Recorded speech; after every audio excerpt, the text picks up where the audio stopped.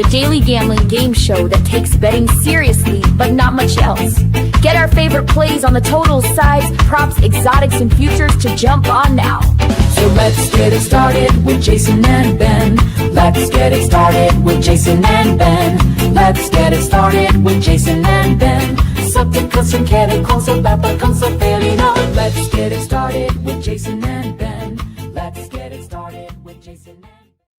What's going on, everybody? Fired up to get it started with you guys. I am Jason, finishing off making sure we got this going on Twitter. That's Beltway Ben. We are WannaBet, and we're in the business of cashing for you guys at a pretty, frankly, honestly, ridiculous rate since we launched this show May 21st. We are loving the football slate so far. We're putting a lot of time and energy into it.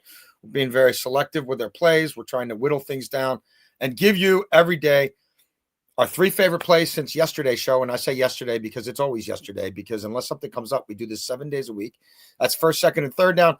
Fourth and long is really fourth and short. We continue to focus in on markets where we see value to get you paid early in a game. You're going to find out how much you won or lost way before halftime in many cases, or by halftime in almost every case, by the fifth inning, what have you. Looking at more quick hit markets. We've had a lot of success doing that.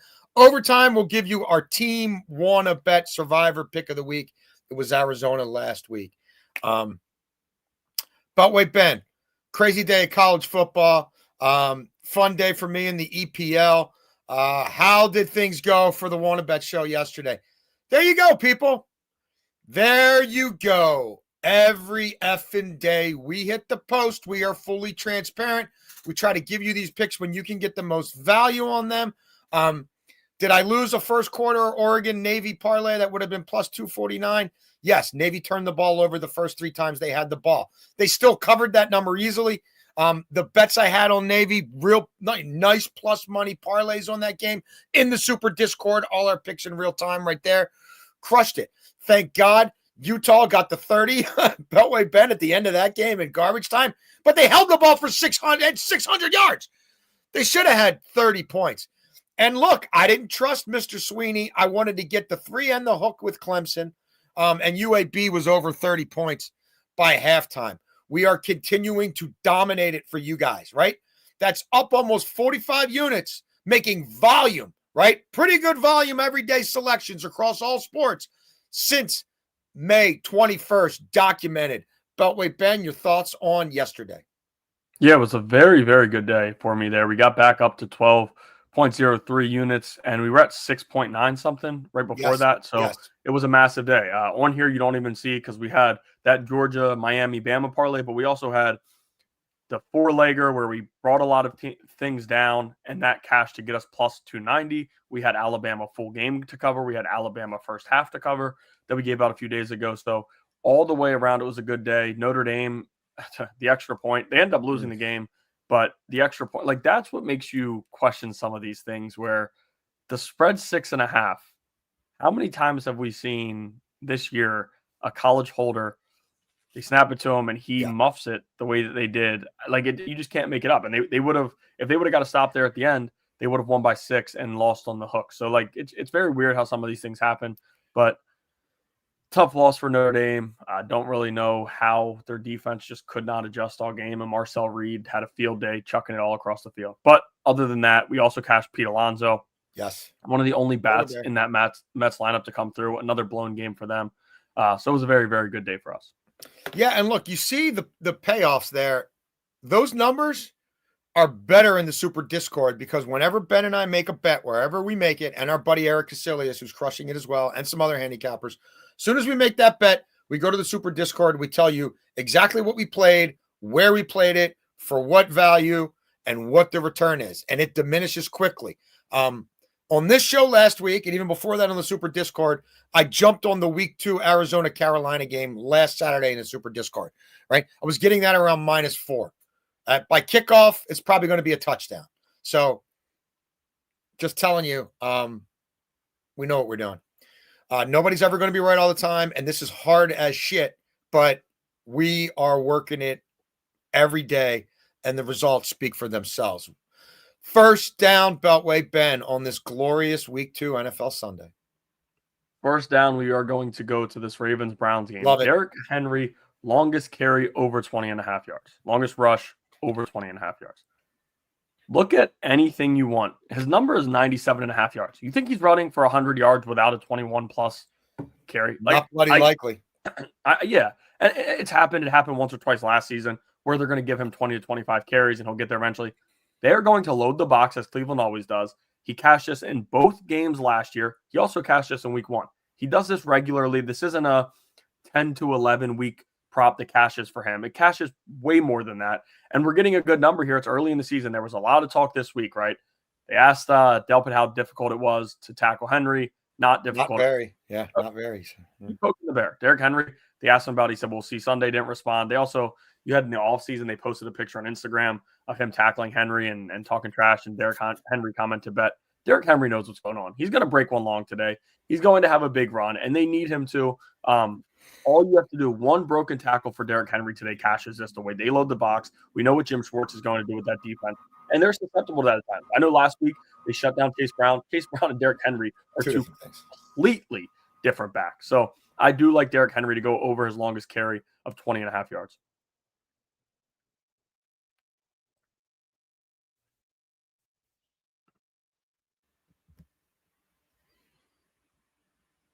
We got you there?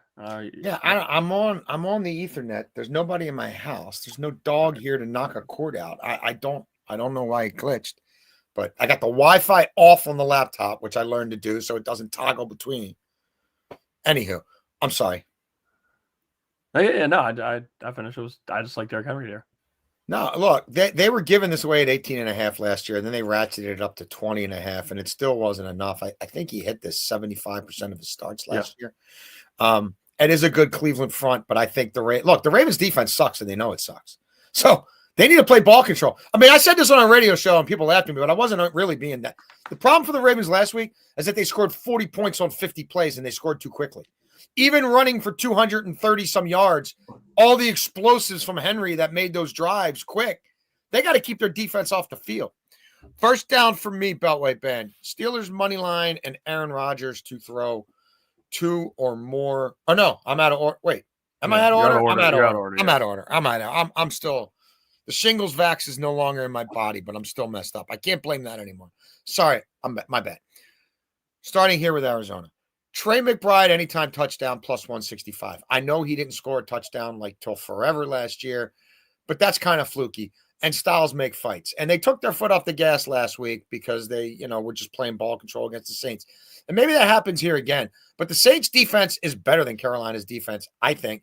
And Carolina's defense against tight ends is particularly horseshit.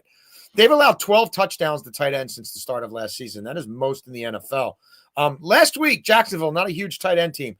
Tight ends, 5 catches, 6 receptions, 65 yards, and a touchdown. Carolina, since the start of last season, 76% completion percentage to tight ends.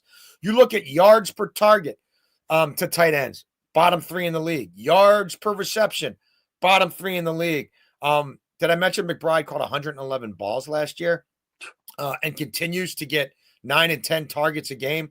I think it was a kind of a statistical anomaly that he get in the end zone more last year. But I'll tell you what, they don't want that to fester. Still doesn't look great between Harrison and Kyler Murray. It's like one explosive a game. And the run game might not be as good as it used to be. So I think McBride has a chance to go off here. I also love this play. I'm going to give it out here. I also like Arizona. Again, we were on them last week on this show at this time a week ago at minus 4.5 against Carolina. For these purposes, let's take Carolina to cover by a field goal, right? Let's take that down under 3. You guys understand why I like McBride. And do I think the Cardinals can score 20 points on that hapless Panthers defense? I do. I also think Carolina's defense is going to step up a little bit more from last week. And Bryce Young's probably going to give us a turnover in plus territory that allows for a quick score. I'm building this in with field goals in mind. Even if Arizona's offense isn't that efficient, I feel comfortable with the 20. If you want to add a McBride anytime touchdown to this, now we're talking almost 4-1. So anyway, that's where I am on that Cardinals game. Second down, Ben. Yeah, second down, I'm kind of going to approach it the way you did first down. Behind the scenes here, I also prepared for an overtime, not thinking, and it's like, oh, well, overtime, we're doing Survivor. Right. So I do have a parlay that I'm going to give out. But first, it's Brian Thomas, 70-plus receiving yards. And this is a play that I really like this week. You can go back to last week. He had just one catch for 11 yards, but it was 7 targets. And if you listen to pressers, that's really big in college and NFL. I know college props are not available in a lot of states, but if you listen to college pressers and NFL pressers, knowing who you're dealing with and knowing people's histories, how honest they are or how fake they are, you can learn some stuff. And Liam Cohen broke down every single target. And I don't think this was like an accident. I think he was trying to make a point to Trevor Lawrence and everybody else that, hey, our guy missed him a lot. And he time and time again said, had Brian Thomas wide open down the field, overthrown, underthrown. And it was just kind of shots at Trevor Lawrence left and right saying, we need to get our guy the ball more. And this week he will. Cleared this in the final 7 games of last year and 11 games as a whole all season. Cincinnati's defense sucks. There's no way around it. I think this is going to be a high-scoring game. Trevor Lawrence should be able to get things going and throw the football against them. And again, this is a number 1 wide receiver in the NFL, probably a top 10 in the league. LSU wide receivers, you can never go wrong drafting them. They always work out. And it's true last year for him, and it's going to be again this season. 11 yards in week 1, and you don't think he's going to bounce back in a big way. I can't believe that. But the other parlay here, Dolphins, you can make that an official play for me, minus 124. And then also Jonathan Taylor, anytime touchdown, you can make an official play, minus 120. But I parlayed these 4 things together. The Cowboys and the Dolphins to win, Brian Thomas Jr., 50-plus receiving yards, Jonathan Taylor, anytime touchdown for plus 496. Jonathan Taylor should have been in last week. Looks surely in, goes down. We see Dime steal it from him. Dolphins, everybody thinks Dolphins are going to lose this game and all these things, and they saw them last week. They're favorite. Why would I not take plus money? Because New England isn't it. Right now, I just can't buy them. Coming into the year, that was America's team. All the people were putting their futures bets on New England and all this stuff, and I get it. Miami looked awful. I still think they win this game. It's Tua in the heat. He has to bounce back, has to play better football. And when you compare these 2 teams here, I think they take it. That's like minus 1, like I said, 124, so it gets us to good odds here. And Cowboys, we'll get to them a little bit more in the Survivor. Yes, we'll have more to say about the Cowboys in overtime. Second down for me, I could not figure out this Lions spread early in the week, and I did jump on it just, when the look ahead was at like 4, and now it's probably where it should be.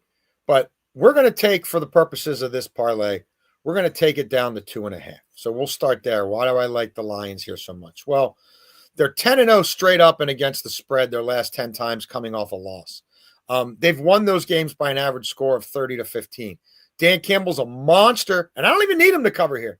This is basically half a cover, not even.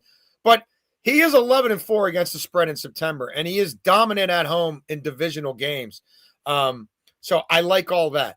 I do have some concerns about the Lions' run game under this new offensive coordinator. I've talked to a lot of people in the league about John Morton, guys I'm tight with, who worked with him in different spots along the way. They don't love him in the run game, and they think he's dying to get off the run game in a way Ben Johnson was dying to stick with it.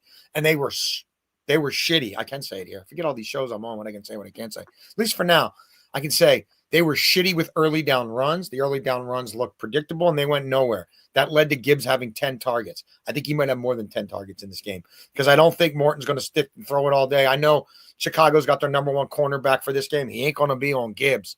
I think Goff, whose offensive line is banged up and doesn't like to get hit and doesn't have Ben Johnson scheming it up for him anymore. I think the ball's coming out even quicker than ever. So that's why I like Gibbs. Look, he's over 82 scrimmage yards in every game he's played against the Lions, and he had to play second fiddle to Montgomery in a lot of those, right? Watch Montgomery get all the touches at the beginning and the end of games. I think that's over. The 3 receptions, again, you can look at what he's done in his career. He's pretty much always got 3 receptions. You go back his last 10 games, he's has failed to get 3 receptions like 2 times. I think the offense now runs through him, and Caleb's legs are the best thing Ben Johnson has going for him right now. He was over 30 rushing yards in each of those last 2 games that he played against them last year. I don't think Swift has much left in the tank. I don't think Chicago's run game is particularly good, and I think it's going to fall on the quarterback to make things happen. I thought I gave that out as 15 plus rushing yards for him, but I don't know. I'm playing so many different plays, but Yeah. Let me double check. This was a 3 a.m. I think it's 15.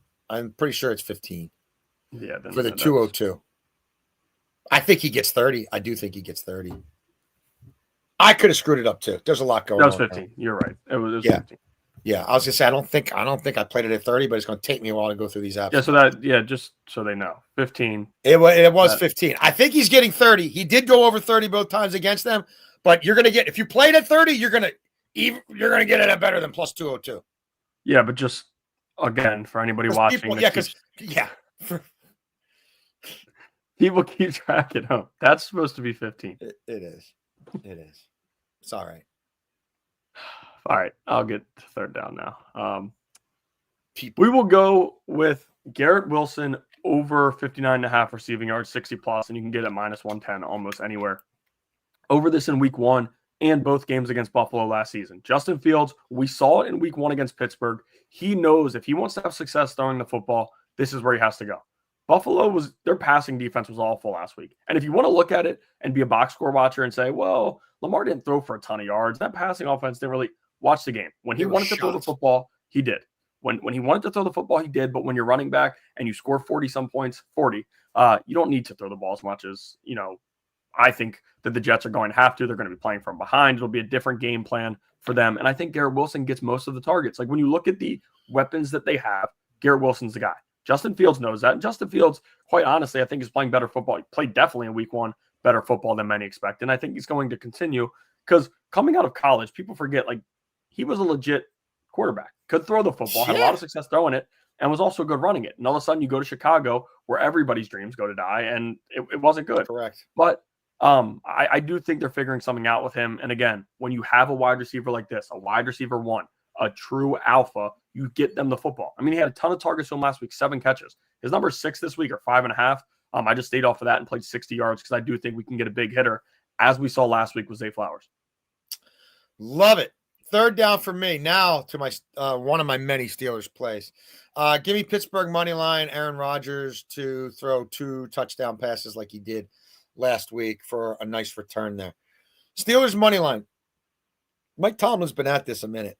Mike Tomlin lost 2 home games to finish last season. The last time Mike Tomlin, regular season and playoffs, lost 3 straight home games was week 16 of 2012. That way, Ben, he's coached a lot of football games in Pittsburgh since week 16 of 2012, and this ain't happened.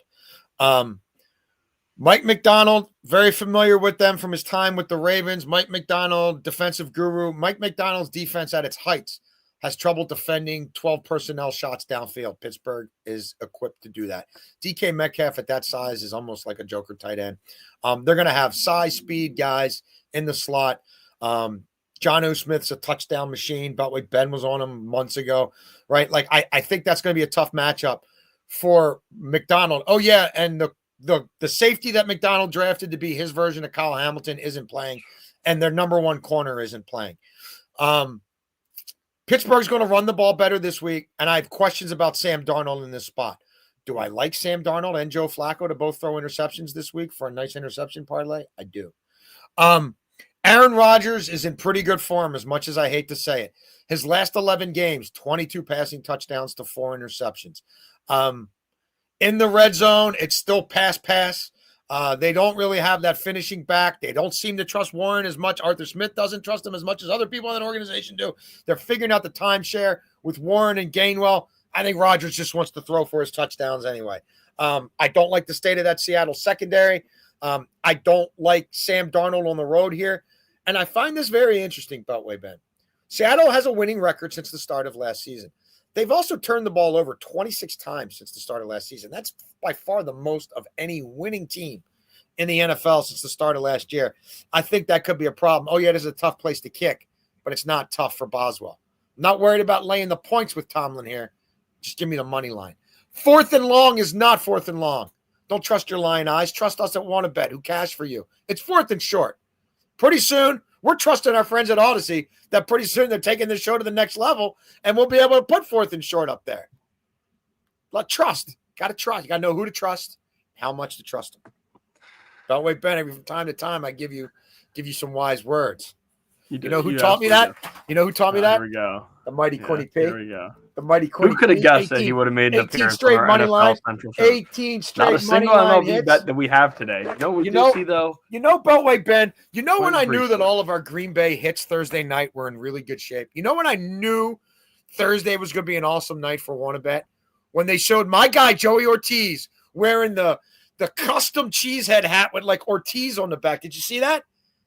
When Joey Ortiz graces Lambeau Field before Thursday Night Football, now I got Brew Crew karma and Pack karma. I knew it was going to be a good night for those who back the Pack on Thursday night, like us at WannaBet. Yeah, Joey Ortiz. Actually, I try not to root against Joey Ortiz. Super nice guy. He tossed me a ball when I was like, I like Joey Ortiz 20, a lot. 20 years old, tossed me a ball and told an older fan that he already autographed for him a couple weeks back, and what he's doing is weird. But I am going with fourth and short. But it was a weird situation the way the guy was like pushing it. But I gave Joey Ortiz. I bought a bunch of Joey Ortiz cars, and I had like 29. I had like 3. There's only like 25 of them in the world. Like orange sapphire out of 25, 2019 Bowman draft Ortiz, and he signed like 2 of them for my kids, and I gave him one. He's like, dude, you're giving me that card? I'm like, yeah, I'm giving you that card. He's like, I don't even have one of these. It's only 25 of them. That's crazy. Oh yeah. Did I say gold? It's orange because it was a color match. That's why I bought them. It was orange out of 25, and they weren't much. Nobody was buying. Nobody was buying. Everybody in that set. That's well, nobody was really on Gunner that early too. I was, but Adley, you know what I mean? Like, Anywho, but now I'm going to go to Javonte Williams over 11.5 first quarter rushing yards, and I was trying to figure out how I wanted to play him all day long against this Giants team, and I ended up going with this. I already given out a few other plays. You can mark me down for his regular rushing yards too. 53.5. I'll take that as an official play too. It's a lot of official plays today, but it's NFL Sunday. It's week 2. We're having a fun week, so I will go to that as well. But he had 7 carries for 33 yards last week in the first quarter. Super weird situation. Fully get it. When Jalen Carter, a game wrecker against the run and against the pass, goes out of the game, everything changes. I get that. But the Giants are not good against the run, and that's one thing that hurt them last week. They have a lot of guys who go after the quarterback and make plays against the pass. They do not need Dak throwing the football a million times today, especially early on in this game. Let Javonte Williams do what he did. And he looked pretty good. He looked sharp last week, and we'll get a little bit to it again in overtime, but I was pretty impressed. We need 1 8 to 9 yard carry. Just one. And I think we get there outside of this because Miles Sanders, we saw the fumble last week. I just don't know that they're going to be riding him as they do Javonte Williams, so I think has a little bit more left in the tank. Like I said, the defensive line, they're going to get to the quarterback. They're going to make plays, but sometimes they over pursuit, and that opens things up in the run game, and I think that happens here. Yeah, I'm telling you, I think the Giants D-line from a pass rush standpoint, by the end of the year, we're going to talk about as a top 5 unit, and you better be careful with your quarterbacks there. Fourth and short for me, look, Derrick Henry fumbled and took all the blame for it, right? He wasn't the reason they lost that game to Buffalo. The defense was. But he had an uncharacteristic fumble despite having a dominating performance and looking like he was in mid-season form. In his career, he hasn't been crazy against the Browns, but he did score 5 touchdowns against the Browns as a Raven last year. They love feeding him early in the game. He is the featured guy from the 12-yard on in. It's not a lot of Lamar runs. If Lamar scores, it's usually from outside 15 or more. He's pissed off. They're pissed off. They lost the game they shouldn't have lost. Jimmy Schwartz is crowing about his D-line, which I think is very good. And I would not lay the points with the Ravens here whatsoever. But I can't imagine that they don't want Derrick Henry to run over some people around the goal line in the first half of this game. Who does San Francisco have on offense besides McCaffrey? And the number one quarterback, the overpaid $60 million quarterback, killed 2 drives last week with hero ball. Yep. Killed my over with hero ball with the interceptions. Like, dude, how are they not? They couldn't score. They couldn't finish drives last week. How are they not just leaning into McCaffrey and jumbo personnel and whatever it takes to get him in? Like, now I think Mac Jones will have a passing touchdown here because Kyle Shanahan's going to try to show off what he can do with Mac Jones. But I just think they got to get a lead here. They got to get Mac Jones settled in, and the best way to do that is to ride a guy who's when he's healthy, he's an absolute touchdown cashing machine. You put those two together, that's a pretty healthy return. Beltway Ben, we're always transparent here. Our survivor pick week 1, I kind of took the lead on that one a little bit with Arizona. You had no issues with it. That was the pick. Week 2, you're taking the lead on this one. I'm with you 100%. Where are we going? Going to Dallas. We're going to take the Cowboys who beat, again, the Giants who, I mean, we talked about this a little bit a few weeks ago, just in the offseason. I remember I gave out Dallas over 2.5 divisional wins. And we could talk about it time and time again. Week 1, they look solid. And it's more than just Jalen. And listen, Jalen Carter plays that game, a completely different game. But I did like the way they played defensively. Yes. I thought they played better than I expected. And we don't need them to go out and score 50 points. You're playing the Giants. Russell Wilson, everybody already wants him benched. Everybody's already calling for Jackson Dart. That is a horrific situation. Offensive line's not very good. There's a lot of things they have going wrong there. That defense, different. I talked about it before. I think they struggle a little bit against the run, but I think Dallas knows what they need to do to win this game. Quite honestly, 10 points might win this game for Dallas. I cannot trust what Russ has. I think Malik Neighbors is truly a top 5 wide receiver in the NFL. But the moon balls, you're going to get him hurt. He's already banged up. He was banged up all week. And Russ is just going to chuck it up when they do throw the football. And it's a lot of run, pass with him. I don't trust anything they have going. I think the Cowboys defense shuts them down the way they need to. And the offense with Dak can get things going enough just to win this game. And another big thing with this, and I texted you it when we were talking about how we were going to do it when we were discussing it. I'm not going to want to use Dallas week 8. No. I don't want to take Dallas when I don't need to. I also don't want to waste the Ravens against the Cleveland Browns in week 2. Yeah. So we can get Dallas here against a bad opponent coming off of a loss where they still play pretty good football. I love this here, and I don't think that I'm going to want to use Dallas again. So why not use them here in week 2? Yeah, look, there's other divisional options. Like I do think Dan Campbell is a far better coach than Ben Johnson. I think Ben Johnson's walking a little bit of a hornet's nest today. So that's one I've given consideration to. Like, look, if you watch the show every day, early in the week, even when I knew Purdy was in jeopardy, plus 125 for San Francisco to score first and win the game. Like, that's a Shanahan 15. One stop out of Saleh. Shanahan 15-game script. They've got a real kicker now. If they get up on the Saints, are they going to blow a lead? Are they going to lose that game? So San Francisco is under consideration for me, but I like the Dallas play. And I'll say this. What really impressed me about the Dallas Cowboys was Schottenheimer. There's a lot of coaches who prepare one way all week, and then something like the Jalen Carter thing happens, and they don't adjust quick enough. They immediately changed everything about their game plan and attacked it and forced Fangio to counter, right, and start run blitzing and changing some things up. Like, it sounds simple. Trust me. You could give Brian Callahan 50 years in this league. He wouldn't adjust like that. Like, right. So I just thought it was a prepared operation. They weren't undermining themselves with penalties. It didn't look like questionable effort from some guys. Like, it didn't look like people who didn't practice the right way and weren't on the same page. And I think Dak's got a little bit of a chip on his shoulder. I mean, look, you look for other reasons to like this. Like, Dak's 13-0 against these guys. Like, Dallas has won 15 of the last 16 against them. Now, Dallas wasn't as good at home last year as they normally are, but they also didn't have Dak. And I think their run defense is pretty solid. I'm a big look. I wish my Packers would have kept Kenny Clark. I want to see Clark with Parsons. So I like it. I get it. If Jackson Dart was playing this game as an unknown, it might scare me a little bit more, but I do think Russ is cooked. And look, you've got to use over half the teams in the league if you're going to be if your survivor is going to go all 18 weeks, and maybe a lot of them won't, but either way. Beltway Ben, could you let the people know again how we did yesterday? There you go, guys. There you go. We do this 7 days a week, basically. We've been doing it since May 21st. All our picks in real time available at that super Discord. If you hit that QR code there, it'll tell you everything you need. It's starting to explode in there. Again, you're going to get picks, all of our picks. You're going to get them in real time. You're going to get them at the best value possible. We're going to tell you which book to go to. We've got information. We've got access to databases that are showing us all these lines in real time. And it's almost like the stock market. When we pounce, we're letting you know. And it does change and change quickly. We will be back tomorrow around 10:20. I have to do a hit on the Bet Sweat show on the BetMGM network that we will soon be affiliated with in some capacity.